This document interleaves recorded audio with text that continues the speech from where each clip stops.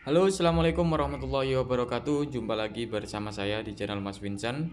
Oke, di video tutorial kali ini saya menangani sebuah kulkas ya, untuk kulkas satu pintu, tidak dingin sama sekali. Ini kulkas lama, baru kali ini mengalami kerusakan. Yang pertama kita cek di tegangan listrik, karena tadi waktu kita lihat ini posisi nyala tapi nggak ada getaran sama sekali untuk mesin kompresor ya, artinya senyap. Nah, ini untuk tegangan aman ya di 200. Kita akan coba cek di bagian overload dan juga relaynya. Siapa tahu kerusakan di bagian overload dan juga relaynya teman-teman ya. Jadi ini kita mencari penyebabnya dulu. Jadi jangan langsung kalian ganti overload dan juga relaynya. Oke, ini saya pasang tang ampere, kemudian saya coba nyalakan ya. Apakah ampernya tinggi atau nggak ada tegangan. Oke, ini nggak ada tegangan sama sekali ya, padahal udah kita tancepin ya. Nah, kita cek di tegangan untuk overload dan juga relaynya. Nah, ini nggak ada sama sekali untuk tegangan listrik ya yang masuk ke mesin kompresor. Harusnya ini masuk teman-teman ya. Nah, jika terjadi seperti ini teman-teman ya, ini dipastikan besar kemungkinan itu jika overload ini memang bagus ataupun relaynya bagus, ini penyebabnya biasanya di bagian termostat ataupun pengaturan suhu. Nah, kita akan coba putar-putar aja dulu ya. Nah, kita off kan, kemudian kita on kan. Biasanya kayak bimetal gitu, dia udah udah korosi lah teman-teman. Kadang-kadang ini bisa.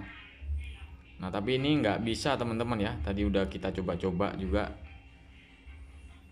Oke, selanjutnya ini kita akan coba lepas dulu ya. Kita lepas dulu untuk soketan yang menuju ke relay, bahkan ke overload. Kita menggunakan kabel lain. Ya. Ini kita lepas dulu. Nah, setelah kita lepas baru kita ambil ya. Kita ambil dua kabel. Kita langsung nyalakan dengan kabel yang lainnya. Nah, kita pasang tang ampere juga biar kelihatan ya apakah mesin kompresornya hidup atau enggak. Oke, kita nyalakan. Nah, ini udah nyala. Untuk ampernya 0,8 aman. Ini belum pernah servis sama sekali ya teman-teman ya. 0,7 ya, ini dalam posisi nyala, ini aman. Nah, kenapa ini pakai kabel lain bisa nyala? Berarti ini kerusakan bisa terjadi di bagian termostat ataupun pengaturan suhu yang udah mulai rusak. Karena kan untuk kulkas seperti ini kan udah lama banget teman-teman ya. Memang saya akui memang untuk kulkas yang lama itu benar-benar kualitasnya memang bagus banget. Ya, ketimbang yang tahun-tahun inilah teman-teman ya. Nah, ini nanti kita bongkar ya untuk termostat ataupun pengaturan suhunya. Kita ganti ya, kita ganti untuk termostat ataupun pengaturan suhunya. Nah, untuk membukanya ini cukup mudah teman-teman ya, karena semuanya udah ada baut-bautnya. Nah, ini kita tunggu dulu sebentar ya. Kita tunggu apakah udah dingin atau belum. Nah, ini udah dingin banget nih teman-teman ya. Udah rata. Nah, berarti fix ya, untuk kerusakan itu terletak pada termostat ataupun pengaturan suhu. Sekarang kita akan coba buka untuk di bagian cover. Jadi baut cover ini setiap merek itu beda-beda teman-teman ya. Jadi kalian lihat dulu baut-bautnya arahnya kemana, tinggal kalian buka teman-teman. Nah, ini kulkas lama ya teman-teman. Oh, ini masih ada yang di sebagian masih ada ya. Ini jangan kita paksain. Oh iya, di bawah ya. Nah, ini nih. Ini di bawah kita lepas juga. Nah, kemudian yang di bagian lubang juga ya kita buka. Nah, ini tadi kita buka juga ya. Ini udah selesai kita buka, dan ini nih. Ini yang namanya termostat ataupun pengaturan suhu. Nah, kalau misalkan ini kalian mau ganti, kalian beli aja untuk kulkas satu pintu ya. Itu harganya cukup murah ya di Shopee itu udah banyak 45 sampai 50 ya.